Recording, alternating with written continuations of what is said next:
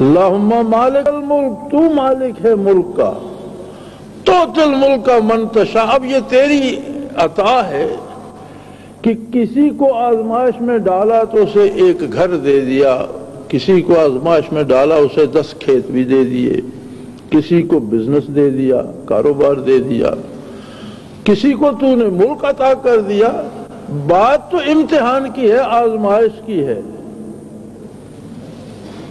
وَتَنزِعُ الْمُلْكَ مِمَّن تَشَاءُ، تو جب چاہتا ہے کسی سے ملک واپس لے لیتا ہے، کمزوروں کو حکمران بنا دیتا ہے اور طاقتوروں کو اتار کر گلی میں بٹھا دیتا ہے۔ اب کوئی سوچ سکتا تھا کہ بے نظیر اور فاروق لغاری صاحب چلے جائیں گے اور رفیق تارڑ صاحب صدر بن جائیں گے، جن کی 2 سال بے نظیر نے پینشن بھی روک کے رکھی، ریٹائر ہوئے چیف جسٹس ہائی کورٹ سے، تو 2 سال تک تو انہیں محترمہ نے پینشن بھی وصول نہیں ہونے دی۔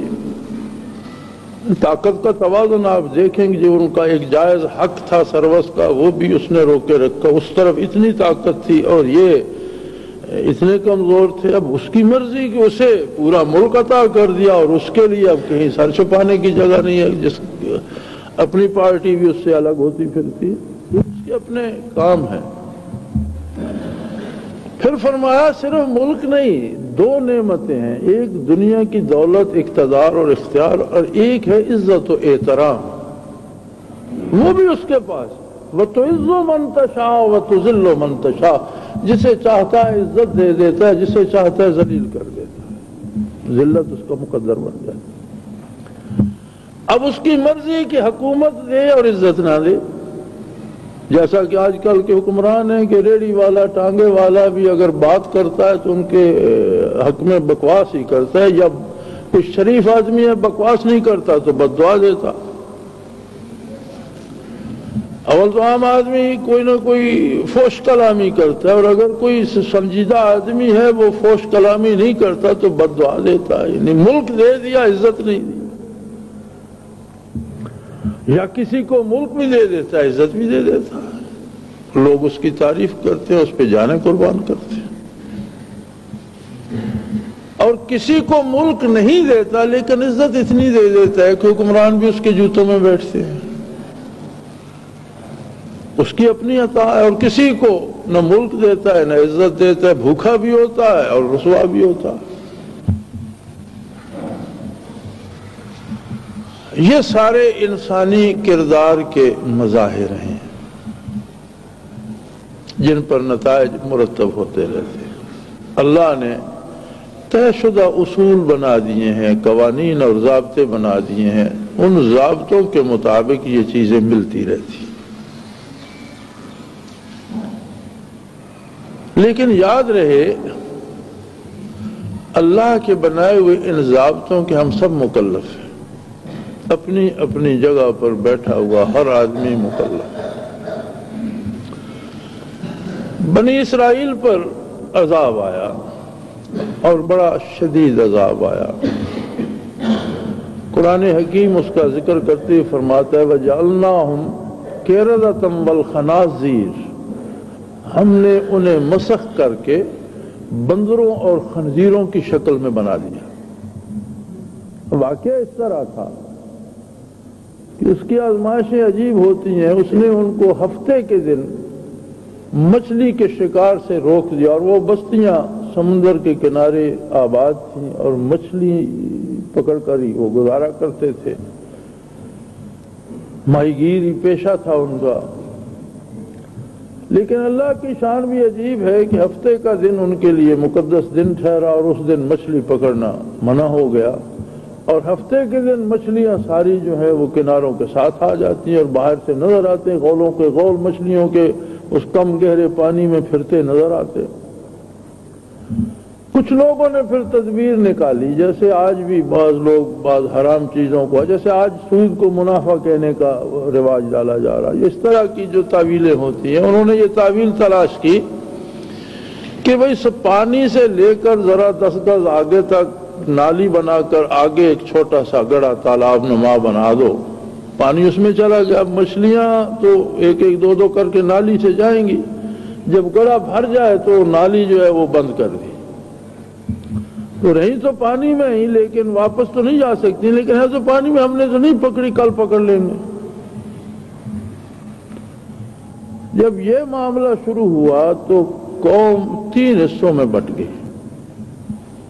کچھ لوگوں نے کہا اللہ سے خوف کرو، یہ بدمعاشی ہے، جب تم نے پانی میں سل وغیرہ رکھ کر پانی کا راستہ بند کر دیا تو مچھلیاں تو پکڑی گئی، یا تو تم راستہ بند نہ کرو، پھر جو واپس نہ جائے دوسرے دن پکڑ لو، اس کے پاس واپسی کا راستہ تو ہے، جب راستہ نہیں پھر تو وہ پکڑی گئی۔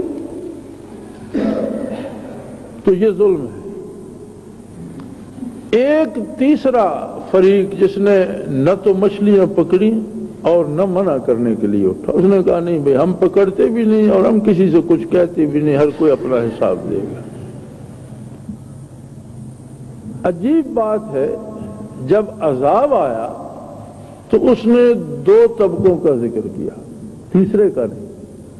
ایک وہ جو منع کرتے تھے، فرمایا انہیں میں نے عذاب سے بچا لیا، اور باقی جو تھے وہ بندر اور خنزیر بن گئے، کچھ مچھلیاں کھا کر بنے اور دوسرے بغیر مچھلیاں پکڑے بن گئے۔ کیونکہ برائی پر سمجھوتا کرنا بھی برائی میں شمولیت، ظلم پر سمجھوتا جو ہے وہ ظلم کرنے کے برابر ہے اور اس کی سزا وہی ہے۔ تو جہاں قرآن حکیم عذاب کا ذکر فرماتا ہے، جتنی قومیں مسخ ہوئیں بندر یا خنزیر بنے تو ان کی نسل نہیں چلی، یہ جو موجودہ خنزیر بندر ہیں ان کی نسل نہیں ہے۔ جو انسان مسخ ہوتے تھے وہ 2 دن 3 دن عذاب میں مبتلا رہ کر ہلاک ہو جاتے تھے۔ تو قرآن حکیم نے 2 طبقوں کا ذکر فرمایا، نجات پانے والوں کا یا مسخ ہونے والوں کا۔ تو مفسرین کرام وہاں فرماتے ہیں کہ جو منع نہیں کرتے تھے ان کو اس میں شامل رکھا گیا اور وہ انہی کے ساتھ گیا۔ اللہ کریم اگر کسی کو اقتدار و اختیار دے دیتا ہے تو اس کا یہ مطلب نہیں کہ اکیلا وہ مکلف ہے، ہر مسلمان احقاق حق کا مکلف ہوتا ہے۔ سیدنا فاروق اعظم رضی اللہ عنہ خطبہ دینے کے لیے بیٹھے تو آپ نے ایک سوال کر دیا سامعین پر کہ لوگوں، میں نے اللہ کی آدھی زمین فتح کر ڈالی، کیسر اور کسرا کو میں نے خاک میں ملا دیا، بڑے بڑے جابر اور قاہر لوگوں کا غرور خاک میں مل گیا اور سلطنتوں کے پرخچے ہو گئے اور ہر جگہ اسلام کا علم بلند ہوا۔ اس وقت اللہ نے جو طاقت دنیا میں مجھے دی ہے، اس وقت روئے زمین پر میری طاقت کا کوئی دوسرا فرما روا نہیں۔ اور یہ بات بھی صحیح تھی کہ اس وقت دنیا میں جتنے حکمران باقی ہیں میرے پائے کا کوئی نہیں۔ اب اگر میں سنت رسول اللہ صلی اللہ علیہ وسلم سے ہٹ کر اپنی پسند چلانا چاہوں تو تم میرا کیا بگاڑ لو گے؟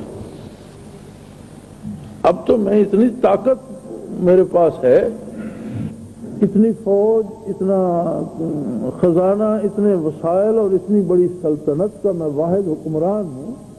اب اگر میں اپنی مرضی سے بھی کچھ کرنا چاہوں تو تم لوگ میرا کیا کر لو گے؟ تو ایک بدوی صحرائی جو باہر سے جمعے کے لیے آیا ہوا تھا سب سے پہلے کھڑا ہو گیا، اور ان کی عادت تھی اپنی تلوار کمر سے باندھے، اس نے تلوار کھینچ لی، اس نے کہا بھی ہمارے بازو میں اتنی قوت ہے کہ تجھے ہماری تلواریں سیدھا کر دے۔